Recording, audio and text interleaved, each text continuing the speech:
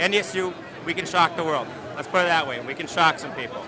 We're a little unknown school in North Dakota, gaining some popularity, gaining some notoriety, beating the Gophers in football. We keep moving up, and I think we're going to make some noise.